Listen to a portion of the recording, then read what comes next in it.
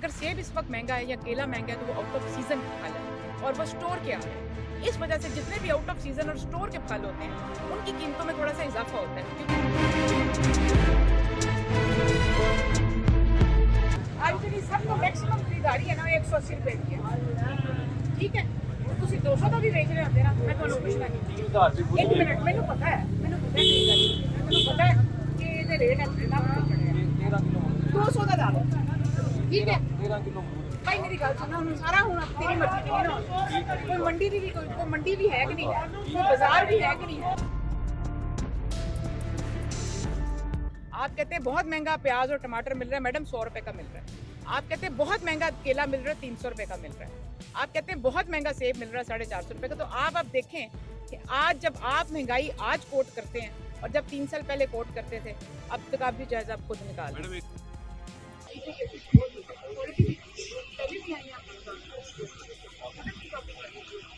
और पूरा महीना आप मुतमईन, आपको वज़ीर का ये जो बता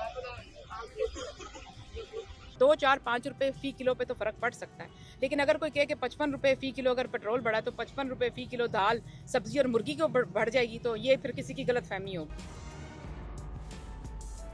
अस्सलाम वालेकुम नाजरीन, आप देख रहे हैं न्यूज अलर्ट। नाजरीन, वज़ीर आला पंजाब की मामले खसूसी सलमा भट्ट ने आज जेलम का विजिट किया। उस वाले से उन्होंने गला मंडी के अंदर भी आके प्राइस चेक की। उसके अलावा मेजर अकरम शहीद पार्क में जो है रमजान के हवाले से इफ्तारी का सिलसिला जारी है, वहां पर भी विजिट किया। उसके बाद निगबान रमजान बाजार का भी दौरा किया और जो है जेलम के अंदर प्राइस कंट्रोल के हवाले से चेक एंड बैलेंस किया और मुख्तलिफ थानों का विजिट कर रही हैं। इसके अलावा वो मीडिया से टॉक करने जा रही हैं। आए चलते हैं और उनकी मीडिया टॉक सुनते हैं।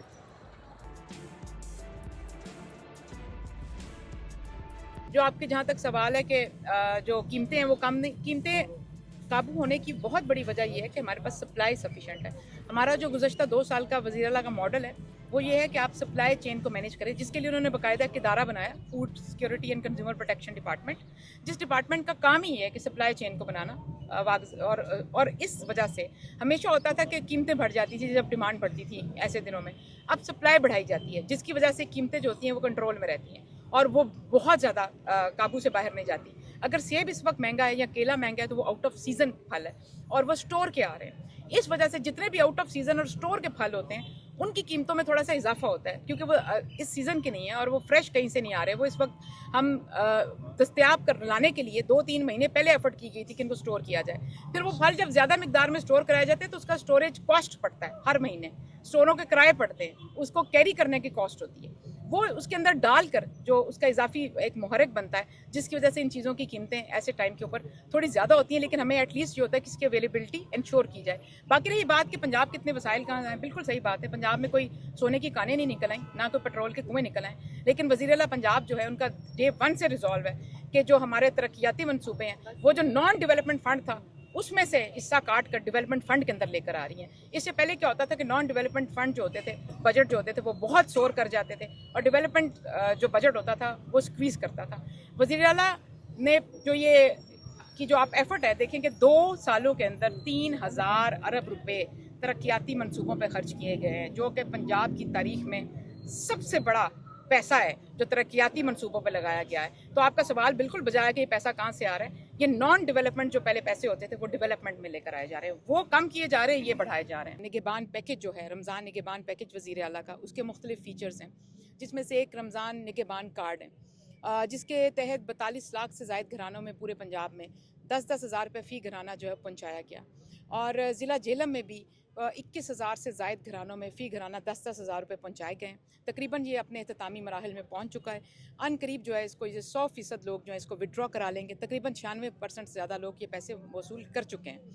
और इन पैसे जो ये जो कार्ड्स घर घर पहुँचाए गए, जो ये वज़ीर आला का विज़न था कि अब शहरियों को उनका हक़ उनकी दहलीज़ पर, ये उसकी अमली शक्ल है। और इसको कैश कराने के लिए पूरे ज़िला भर में सैकड़ों के हिसाब से जो है हमारे ब्रांचलेस बैंकिंग के पॉइंट्स मुकर्रर किए गए, जिसमें HBL कनेक्ट है, यूबेल ओमनी है, अल्फ़ा पे है, जैज़ कैश और इजी पैसा के साथ भी इसको लिंक किया गया। उसके साथ साथ जितने भी बैंक्स के ATM कार्ड्स हैं वहाँ से इनको कैश कराया जा सकता है। इसके अलावा जो हमारे राशन कार्ड जिनको करियाना स्टोर्स के साथ लिंक किया गया था, उन्हीं करियाना स्टोर्स के साथ को निगहबान कार्ड के साथ भी लिंक कर दिया गया है, ताकि अगर वहाँ से किसी ने राशन लेना हो तो वो हासिल कर सकता है। ये पूरा नेटवर्क जो बिछाने का मकसद था, उसके अलावा हर तहसील लेवल पर हमारे कैंप साइट्स लगाए गए जो एक्टिवेशन सेंटर के तौर पर काम कर रहे हैं, या फिर किसी को भी अगर कार्ड के अंदर कोई मसाइल दरपेश हो, किसी के अंगूठे के निशान नहीं मैच कर रहे हैं, या किसी का अकाउंट इनवैलिड जा रहा है, या किसी के वॉलेट में पैसों की डिले आई है, इस तरह के तमाम जो मसाइल थे इनका अजाला करने के लिए कैंप साइट्स लगाई गई, जो पूरा दिन मुतहरिक रहीं, जो ज़िला इंतज़ामिया के ज़ेर इंतज़ाम चल रही थी। और जब तक ये सारे कार्ड्स जो हैं ये कैश नहीं हो जाते, हमारी ये सर्विसेज जारी रहेंगी। और ये सारा जो जाल बिछाने का मकसद था वो ये था कि लोगों को कितारों में लग के धक्के ना खाने पड़े, बाइज़्ज़त तरीके से और इज़्ज़त नफ्स मजरूह किए बगैर लोगों को जो है कैश उनके घरों में मौसूल हो, और वो उसके साथ अपनी तरजीहात का तयन खुद कर सके। जब ये 10-10 हज़ार उनके जेबों में जाए तो उनके मिले जब उनको, तो वो खुद से सोच सके कि उन्होंने इससे राशन लेना है, अपने बच्चों के कपड़े बनाने हैं, ईद की कोई शॉपिंग करनी है या क्या करना है, ये उसका तयन वो खुद करें।